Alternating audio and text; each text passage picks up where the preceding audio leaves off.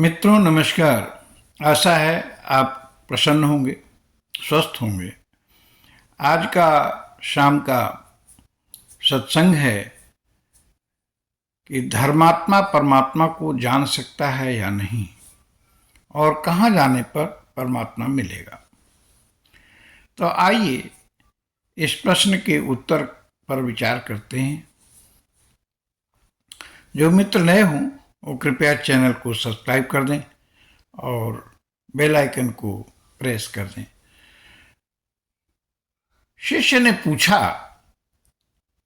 कि क्या धर्मात्मा परमात्मा को जान सकता है और कहाँ जाने पर परमात्मा की प्राप्ति हो सकती है।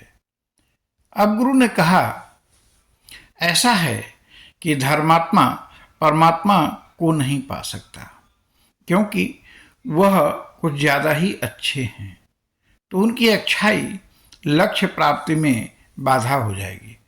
और पापी भी भगवान को नहीं प्राप्त कर सकता, क्योंकि वह पापी है। तो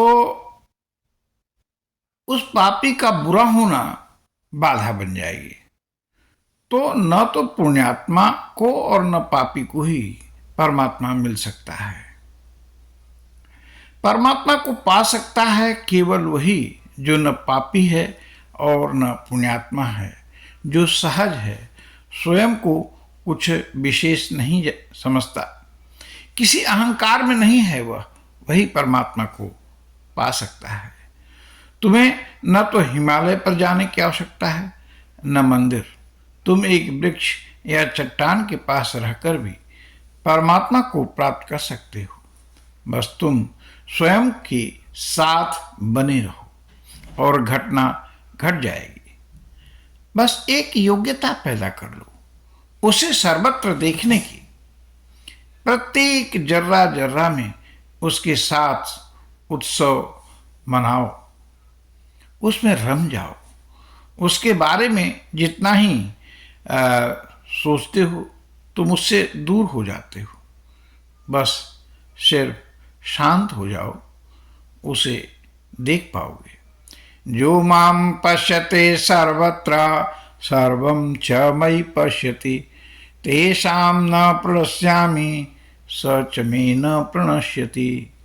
भगवान कहते हैं कि जो मुझे सर्वत्र दिखता है और सब में मुझको दिखता है, हे अर्जुन, मैं उसके लिए नहीं छिपता, सदैव उसके नेत्रों के सामने ही रहता हूँ।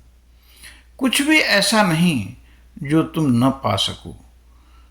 द्वार क्या है, पाने का द्वार क्या है, मार्ग क्या है? निर्विचार द्वार है, निःशब्दता ही मार्ग है, और अमन हो जाना साधना है, साधन है। इस स्थिति को कैसे प्राप्त करें? गुरु ने आगे कहा, केवल सुनने से मदद नहीं मिलेगी, क्योंकि मन बड़ा चालाक है।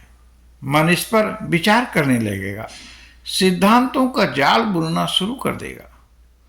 तो निष्कर्ष ये कि मन की सुनोगे तो कभी सत्य के निकट नहीं होगे। मन कभी वहां नहीं होता जहां तुम होते हो। सजगता, अवेयरनेस सदा वहां होती है जहां तुम होते हो। स्वयं को और उस क्षण में ले जाओ।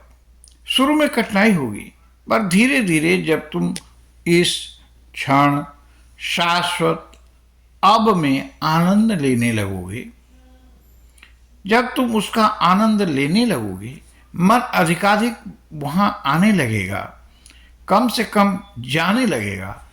तब एकाएक तुम घर पर ही या दुकान में ही हो, एक समस्वरता घटित होती है, सत्य प्रकट हो जाता है।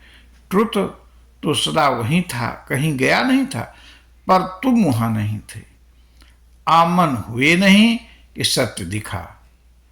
योग वासिष्ठ में अमन पर वशिष्ठ जी ने बहुत कुछ समझाया है। तो आइए भगवान का नाम लेते हैं और वाणी पर विश्राम करते हैं। हरि ओम तत्सत, हरि ओम तत्सत, हरि ओम तत्सत। नमस्कार।